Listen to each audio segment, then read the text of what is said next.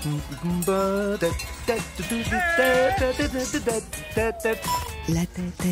Au carré. Tête au carré. Tête au carré. sur France Inter.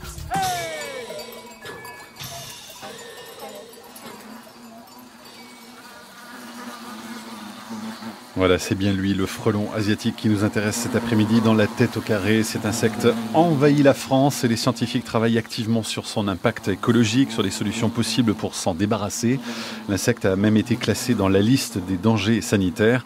On en parle avec vous, Cécile Breton, Éric Darouzet, avec les questions des auditeurs qui nous rejoignent en direct sur franceinter.fr. Je sais pas, vous l'entendez bien, Éric Darouzet, là, le bruit du frelon en ce moment ? Est-ce qu'il se distingue entre frelon asiatique et frelon européen en tout cas? Est-ce que vous avez noté un bruit différent? Personnellement, je ne crois pas que je serais capable de différencier le son entre le vol d'un crabeau ou d'un vélutina, du frelon européen ou du frelon asiatique. Ouais. Mais il semblerait, d'après certains collègues, qu'il y aurait un son particulier, une vibration particulière. Bon, Et il y aurait, j'ai cru comprendre, un projet de recherche là-dessus. avec des enregistrements Voilà, du cri du frelon ou du bruit du frelon. Enfin, le bruit du vol du frelon. Ouais. Cécile Breton, la revue Espèce donc, est trimestrielle, hein, elle s'intéresse aux sciences de la vie et de la Terre. Et donc dans le 6e numéro, qui est actuellement en vente et qu'on peut lire, eh bien, il y a ce dossier sur le frelon asiatique. Dossier qui, comme les autres articles d'ailleurs de la revue, met en avant le travail des chercheurs. Hein. C'est ça aussi l'esprit d'Espèce. Oui, c'est le principe d'Espèce, c'est qu'on fait écrire des chercheurs qui soit nous les proposent, etc. Et on essaye d'avoir un format d'article un peu long pour aller au fond des sujets. Donc c'est plus, c'est pas de la grande vulgarisation, mais c'est quand même fait pour que ce soit accessible à tous et détaillé par rapport à des journaux de vulgarisation scientifique qui sont plus largement qui ont des sujets qui traitent sur des sujets plus larges, quoi. Voilà, donc Éric Darouzet, c'est vous qui avez donc écrit cet article avec Jérémy Gévard et les photographies, dont vous êtes l'auteur également dans ce dossier. Ce sujet du frelon asiatique, Cécile Breton, s'est imposé assez rapidement. Eh ben, je pense que ça fait partie des sujets qui démontrent que c'est important de faire de la recherche en biologie et que ça a parfois des applications qui sont évidentes du point de vue de la population. Donc voilà, le travail des chercheurs les justifie pleinement parce que justement on demande parfois aux chercheurs mais qu'est-ce qu'ils font. Ben voilà, là c'est une application qui est évidente pour montrer que voilà, la nature c'est pas quelque chose qui est à l'extérieur de nous-mêmes, c'est quelque chose qui interagit en permanence avec nous et qui nous permet qu'il faut connaître pour parfois justement pas faire éviter ce genre de problème. Alors Éric Darouzet, on voit bien effectivement que ce frelon asiatique pose un certain nombre de problèmes. Le public est vraiment conscient maintenant, en tout cas depuis son arrivée, de son invasion sur l'ensemble de notre territoire. Est-ce qu'il y a d'autres insectes qui ont posé le même type de problème dans le passé? Alors il y a plusieurs espèces d'insectes qui sont des espèces invasives, qui posent des problèmes surtout dans le secteur agricole, voire même santé humaine. Je pense aux moustiques tigres par exemple. Donc oui, on est confronté à ce genre de problème de manière assez récurrente. Oui. Comment est-ce que vous caractérisez justement le dossier frelon asiatique par rapport à sa problématique? Le frelon asiatique, c'est une espèce invasive qui pose des problèmes sur différents aspects. Je dirais il y a 3 aspects en termes de problématiques. Il y a un aspect santé humaine. C'est pour ça que le grand public peut être inquiet parfois suite à la présence ou non de ce frelon chez eux. Il a été classé dans la liste des dangers sanitaires, justement. Danger sanitaire apicole, donc de classe 2. Donc là, ça concerne que le secteur apicole. Donc effectivement, c'est le deuxième aspect du problème, c'est que ça touche un secteur économique. Et il y a un aspect aussi biodiversité, parce que c'est une espèce prédatrice. Donc il chasse de nombreux insectes, dont l'abeille. Mais on sait à peu près le problème que représente le frelon dans le secteur apicole, parce que les abeilles sont observées, surveillées par les apiculteurs. Par contre, il y a un aspect qui est assez peu connu à l'heure actuelle, à savoir quel est l'aspect en termes de biodiversité. Donc là, il y a des travaux qui sont réalisés, une collaboration avec le Muséum de Paris, par exemple. On essaie justement de déterminer quel est cet impact. C'est l'objet de votre projet Frelon, c'est ça, sur lequel vous travaillez? Alors le projet Frelon, c'est un projet qui est financé par la région Centre. Donc on est financé pour 3 ans. On travaille sur 2 aspects. Il y a un aspect sur l'étude de la biologie, de l'écologie du frelon. C'est-à-dire déterminer, par exemple, quelle est l'aire de prédation du frelon, quelle est l'activité des ouvrières. Essayer de faire un peu la modélisation de l'expansion, essayer de comprendre un peu tout ça. Et il y a un deuxième aspect qui est plus appliqué, c'est essayer de mettre au point un piège sélectif. Et ça, vous êtes en train de le mettre au point, justement ? On travaille dessus, oui. Ouais. Et il sera possiblement utile à partir de quand, vous le savez ? Alors là, c'est très très difficile de répondre à ce type de questions. Ouais. En fait, on travaille, si vous voulez, au jour d'aujourd'hui, il y a plusieurs pièges qui existent, tous de formes plus ou moins différentes, et tous travaillent avec des appâts alimentaires de diverses sortes. Leur gros souci, c'est que ça peut marcher parfois contre le frelon pour le capturer, mais ça a aussi des impacts collatéraux très importants sur le reste des entomophones, c'est-à-dire sur les autres insectes.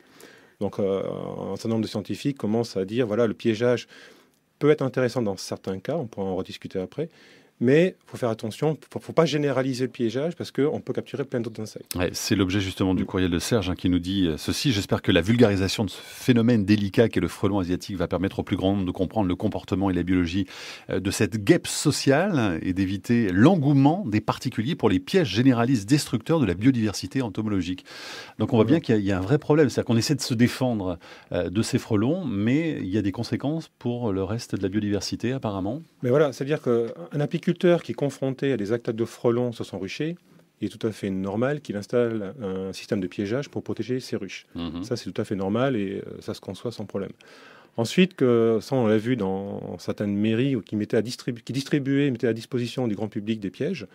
Alors, ça partait d'une bonne idée, c'est assez louable. Ils voulaient défendre les abeilles, mais en faisant ça, ils ont mis des pièges un peu partout, pas forcément à côté des ruchers, et ils ont capturé plein d'autres insectes. Ouais. Donc nous, ce qui nous intéresse, c'est essayer on travaille sur deux aspects en fait. C'est essayer de travailler sur un autre design de piège pour essayer de le rendre un peu plus sélectif. D'un premier aspect, on va commencer les tests terrain cette année d'ailleurs. D'accord. Et on travaille sur un autre type d'appât qui serait plutôt à base de phéromones. Alors, le frelon commun en France, parce qu'on en a eu un avant l'arrivée évidemment du frelon asiatique, c'est Vespa crabo, c'est ça ? C'est Vespa crabo. Voilà, que vous nous donniez tout à l'heure. Il est donc noir avec une dominance de jaune. Comment on le distingue du frelon asiatique exactement ?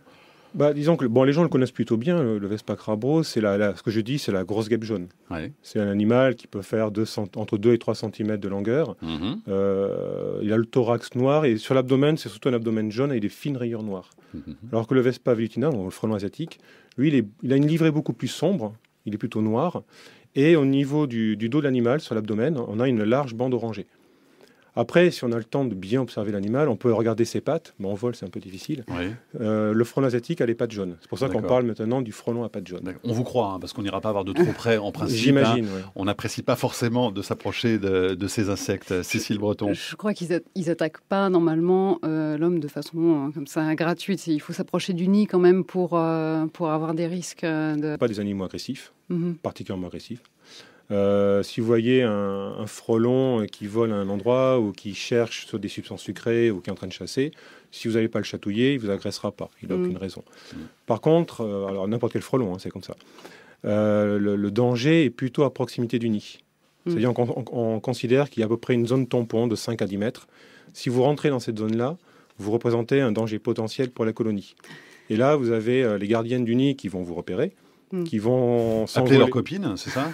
Quasiment. Dans un premier temps, il semblerait, enfin je l'avais observé chez Crabreau, mais je n'ai pas encore fait gaffe chez Velutina, il semblerait qu'elle s'envole, elle tourne autour du nid, regarde ce qui se passe. Donc si vous la voyez, là, il faut vite dégarpir, si je peux dire.